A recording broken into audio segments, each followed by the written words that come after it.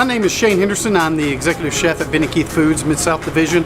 Tonight my course is a pulled pork with sopa de pan and poached Granny Smith apples. So the first thing we've got to do is we've got to start a brine for our pork that we're going to pull later. So what I've got in here is about 2 cups of sugar, about a cup of salt, about 2 tablespoons of mustard seeds, coriander seed, crushed red pepper flakes. We're going to just go ahead and we'll add this just to some boiling water. Add about a quart of rice wine vinegar.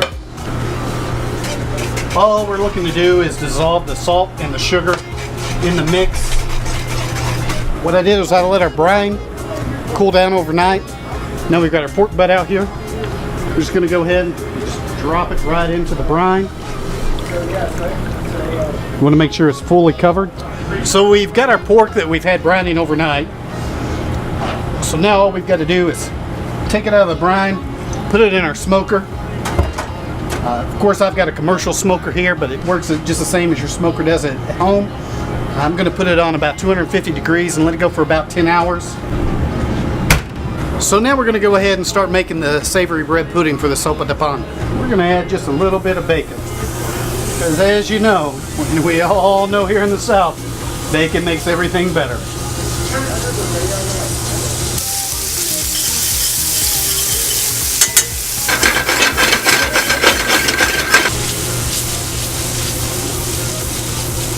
We're going to go ahead and get our poaching liquid for our Granny Smith apples going. I've got 2 partial bottles from the leftover event. What I'm going to add to this is about equal parts of sugar, and then a couple of cinnamon sticks, and about 1 lemon. So just as we did with the brine, we're going to let this come up to a boil. Just going to get the sugars to dissolve into the liquid. Then we're going to refrigerate it, get it ready to go into the bath for poaching. So now what we're going to do is we're going to poach these apples. I've got apples cut a couple of different ways. We're just going to put them into some water. We're going to get as much of that air out of there as we can so we don't oxidize and they end up becoming brown. So when we get done, it should look a little something like this. Just a Ziploc bag with some Granny Smith apples in here, a little bit of that Sauvignon Blanc, and that fork that I put in there just to weight it down. So what we've got here is what we refer to as an immersion circulator in commercial kitchens. I've got this set at 67.7, which is about 152 degrees Fahrenheit. You could also just do this in a poaching liquid and just use the wine that I've got in here as your poaching liquid. What we're going to do is just submerge that in there. Now this immersion circulator is going to keep that at a very precise temperature, so it's going to keep it at exactly 152 degrees for about 30 minutes while I let that poach. Our bacon fat is starting to render out. I'm just going to go ahead and put some of the bread in there. We're going to start making almost a crouton to make our savory bread pudding.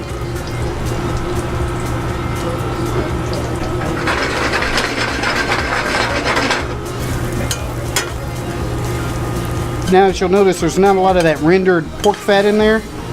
So it's kind of soaked that up, it's got into that bread. I'm going to add it to what I've got here is about a quart of heavy cream and 6 eggs.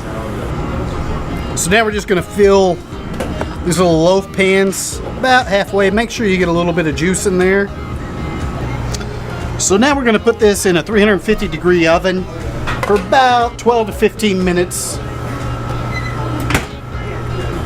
There you go. All right, good to go, good to go. So our pork's done. Let's go ahead and pull it out. I'm going to season it one more time with the same seasoning that we put in to begin with.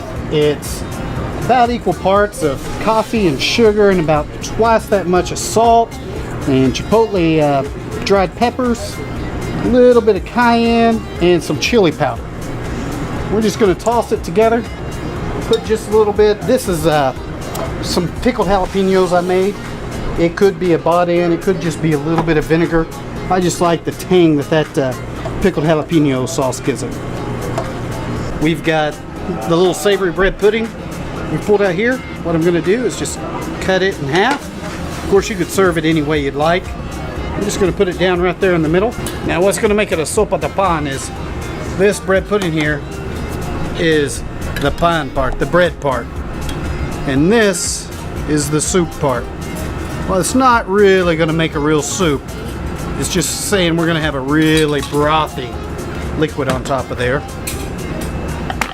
Now we'll take a little bit of this arugula, a little arugula salad, a couple of these little poached Granny Smith apple slices right off here at the back side of it. We've got pulled pork, sopa de pan, and poached Granny Smith apples. And that's your next course.